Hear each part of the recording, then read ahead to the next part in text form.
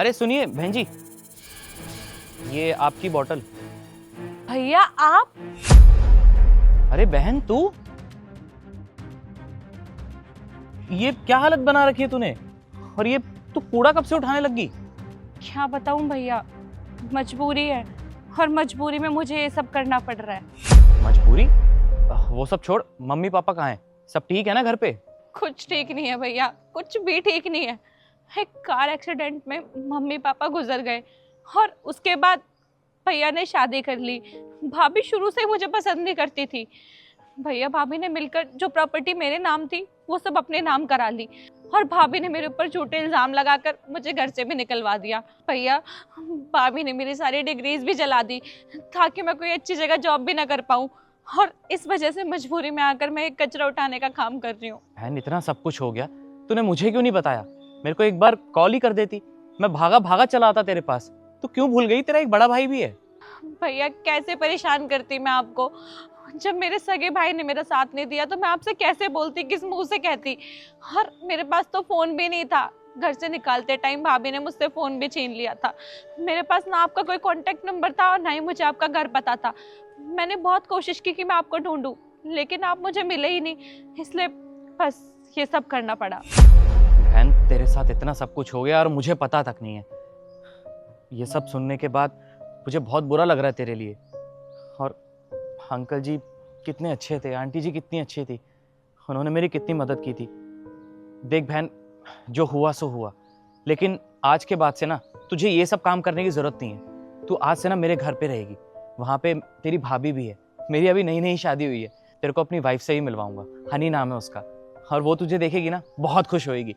अब हम सारे ना एक फैमिली बन के एक साथ रहेंगे। तू चल मेरे साथ। नहीं नहीं भैया, मैं आपके साथ आपके घर नहीं जा सकती। आपका भी परिवार है, आपकी शादी हो गई है, क्या पता भाभी मुझे एक्सेप्ट करे या ना करे। रहने दीजिए भैया, मैं नहीं जा सकती। नहीं हंशी, बहुत हो गया। अब मैं तेरी एक नहीं सुनूंगा। तूने कितना सब कुछ सहा है अपनी लाइफ में, लेकिन अब और नहीं। तू ये मत भूल कि तेरा बड़ा भाई अभी भी जिंदा है, और मेरे रहते हुए तुझे लगता है मैं तेरे को ये काम करने दूंगा? कभी भी नहीं। तू आज के बाद से हमारे साथ हमारे घर में ही रहेगी। तू चल मेरे साथ, तुझे तेरी भाभी से भी तो मिलवाना है। हाँ जा, छोड़ इसको, रख दे इसको नीचे, चल मेरे साथ आ जाओ। अरे तुषार, आ गए तुम? ये कौन है? कुछ सामान वामान देना है क्या इसको? ये मेरी मुंह बोली बहन है, आज से ही इसी घर में रहेगी। क्या बोला तुमने? बहन? तुषार तुम्हारा दिमाग खराब हो गया है क्या? हम दोनों पति पत्नी हैं और हम दोनों के अलावा इस घर में कोई और नहीं रहता, तो तुम इसे कहाँ से उठा के लेके आ गए? अरे हनी, ये कोई ऐरी गैरी नहीं है, ये मेरी मुंह बोली बहन है, और आज से ये तुम्हारी भी बहन हुई, तो इसी घर में हमारे साथ रहेगी। तुषार ये कैसी बातें कर रहे हो तुम? अरे इसकी शक्ल देखो एक बार, ये कहाँ से तुम्हें तुम्हारी बहन लगती है? और हाँ, इसके स्टैंडर्ड और हमारे स्टैंडर्ड में जमीन आसमान का फर्क है। ये हमारे घर में रहने लायक नहीं है। ये तुम क्या बोल रही हो? सोच समझ के बोलो, क्या बोले जा रही हो तुम? चलो मान लिया कि ये तुम्हारी बहन है और आज से हमारे साथ हमारे ही घर में रहेगी, लेकिन एक बात बोलूं, ऐसे गरीबों को ना मैं बहुत अच्छे से जानती हूँ। ये लोग चोरी के इरादों से ना बड़े बड़े लोगों के घर में आते हैं और हाथ साफ करके निकल जाते हैं, और उसके बाद ना तुम कुछ नहीं कर पाओगे जब घर का सारा सामान और पैसे लेके भाग जाएगी ये। और अभी कुछ टाइम पहले ही हमारी शादी हुई है, हमारी शादी में कितना खर्चा हो गया है। अब ये हमारे घर में रहेगी तो उसकी शादी भी तो करवानी पड़ेगी ना आगे चल के, तब कितना खर्चा होगा। देखो इसके चक्कर में ना मैं अपनी चीजें कॉम्प्रोमाइज नहीं करने वाली। मेरी ख्वाहिशें दबनी नहीं चाहिए, मुझे जो चाहिए वो तुम्हें लाके देना पड़ेगा। और आगे चल के हमारा बच्चा होगा, उसकी पढ़ाई का खर्चा, वो सारी चीजें मैनेज कहाँ से होंगी? इसके चक्कर में मैं अपने बच्चे का फ्यूचर स्पॉइल नहीं होने दूंगी। तुम ना अभी के अभी इसे यहाँ से निकालो। और तू खड़े खड़े शक्ल क्या देख रही है? चल निकल हमारे घर से। बस करो हनी, तुम ना बहुत ज्यादा बोल रही हो। तुम्हें शायद पता नहीं है कि कौन है ये। भैया रहने दीजिए, मैं नहीं चाहती कि मेरी वजह से आपके और भाभी के बीच में लड़ाई हो। मैं तो अब तक ये काम कर ही रही थी, फिर कर लूँगी। हाँ प्लीज़ मेरी वजह से लड़ाई मत करिए, मैं चली जाती हूँ। नहीं हंशी, मुझे बोलने दो। हनी को पूरा अधिकार है सच जानने का।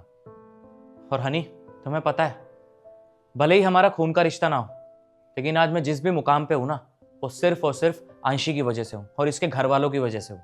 अरे आज जब इस बेचारी के पास घर नहीं है, इसके माँ बाप इसके साथ नहीं है, तो इसका मतलब ये नहीं है कि ये बाहर भीख मांगे।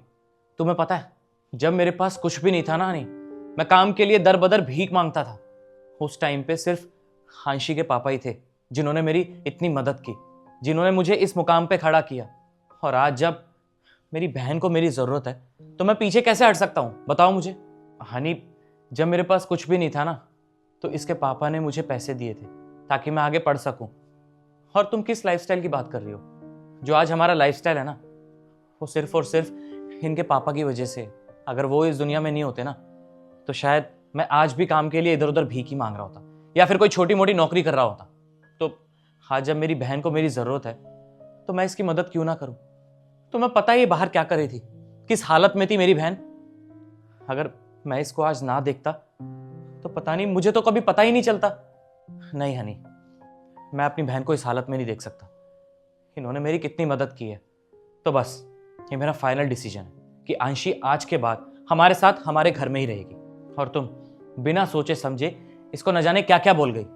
अरे एक बार सोच तो लिया करो। माना कि इस बेचारी ने अच्छे कपड़े नहीं पहने हुए, इसकी अभी हालत थोड़ी खराब है, तो इसका मतलब ये नहीं है हनी कि तुम सामने वाले की इंसल्ट करो। अरे इंसान चाहे गरीब हो चाहे अमीर हो, हर कोई रिस्पेक्ट डिजर्व करता है, समझी तुम?